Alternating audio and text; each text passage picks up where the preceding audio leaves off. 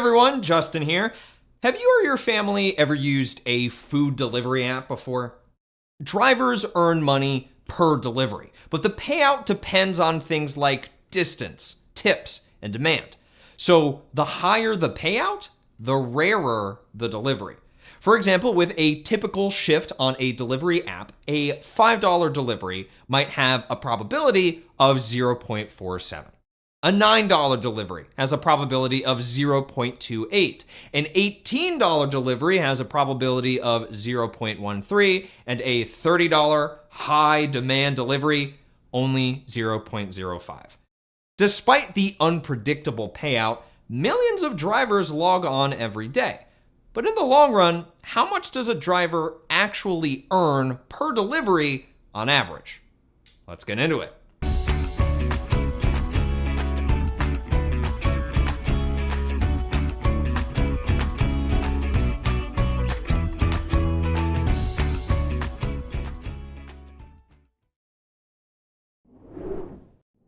Okay, I've gone ahead and organized the outcomes and probabilities into a table. This empty column is for when a driver is online but receives no deliveries because of competition, earning a $0 outcome. But what's the probability of that? Well, the beauty of probability distributions is that they always add up to 100%, or 1. So we can create a quick equation to find our missing value. And solving it tells us that the probability of a no delivery outcome is 0.07. Now that we have all the outcomes and their probabilities, how much does a driver earn per delivery on average? Usually to find the average, we would add up these numbers and divide it by the number of outcomes, 5 in this case. But that would only make sense if they all weighed equally into the average.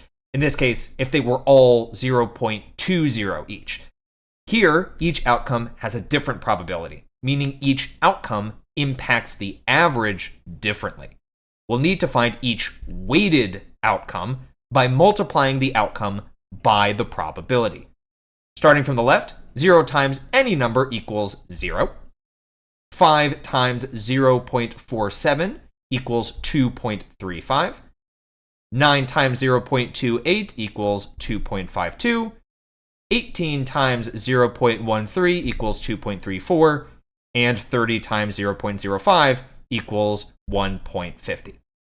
Now that each outcome is weighted to account for its probability, we simply need to add them, resulting in 8.71, which is the weighted average, also known as the expected value. The expected value is the sum of all outcomes weighed or multiplied by their individual probabilities, summarized by the following formula, which shows the summation of each outcome, x, times the probability of that outcome, p of x. So what does an expected value of $8.71 mean in context? In the long run, a driver earns $8.71 per delivery on average. Okay, let's change the perspective a bit. Say the question is now, how much does a driver profit per delivery on average? The expected value won't be $8.71 anymore because now we want the profit. When we factor in gas, vehicle wear, app fees, and unpaid time, drivers spend an estimated $3.50 per delivery. $8.71 minus $3.50 is $5.21. The expected value is 5.21, meaning on average, a driver profits $5.21 per delivery. Based on two different expected values, one from the perspective of expected earnings and the other from the perspective of expected profit, we now have better insight on how much delivery drivers make. Aside from this, expected values are used by businesses to make important decisions because they allow them to predict long-term results. A company sells a $48 warranty on a product. If you don't know what a warranty is, it's a guarantee by a business promising to repair or replace a product, if necessary, within a specific time frame. They estimate a 0.7% failure rate within the warranty period, which would cost them $350 to replace. Based on the expected value, if the company continues to sell these warranties long term, is this a profitable business model for them? To find the expected value of profit over time, we'll need to multiply each profit by its individual probability. There are two possible outcomes here. Either the product fails or the product doesn't fail. How much profit will the company make from the warranty if the product fails? The company makes $48 from selling the warranty, but failure costs them $350, so the profit is negative $302. How much profit will the company make from the warranty if the product does not fail? Since the company won't need to replace anything, the company profits $48. Negative 302 and 48 are the two outcomes here. The probability of the product failing is 0.7% or 0.007. How do we find the probability of the product not failing? Since probability distributions always sum up to 1, we subtract 0.007 from 1, equaling 0.993. All right, go ahead and calculate the expected value to determine if selling warranties long-term is profitable. Answer in a complete sentence. Pause the video now.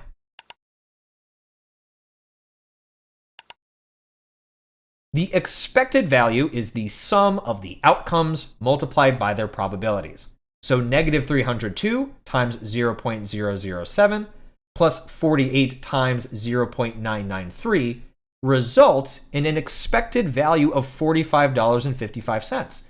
On average, the company profits $45.55 per warranty in this situation. So selling warranties long term is a profitable business. Okay, next example. Elise spends $50 per week for unlimited taxi service. There's a 60% chance she uses $20 worth of rides, a 30% chance for $60 worth of rides, and a 10% chance for $200 worth of rides. Is paying for the service worth it?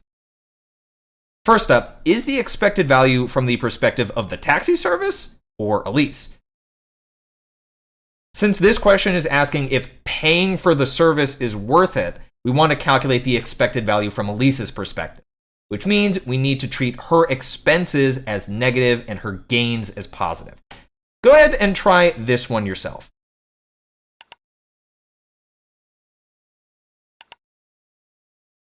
There are two ways we could go about this. First, we could calculate her outcomes for each possibility. For $20 worth of rides, Elise pays $50 to earn $20, which is a negative $30 profit. $60 worth of rides is a $10 profit, and $200 worth of rides is a $150 profit. Now we create a table to organize the outcomes and their probabilities, then add each outcome multiplied by its probability, resulting in an expected value of $0. This means that in the long run, Elise profits $0 paying for unlimited taxi service. It's a fair deal, but not worth buying. Whenever the net gain is 0, it's considered fair.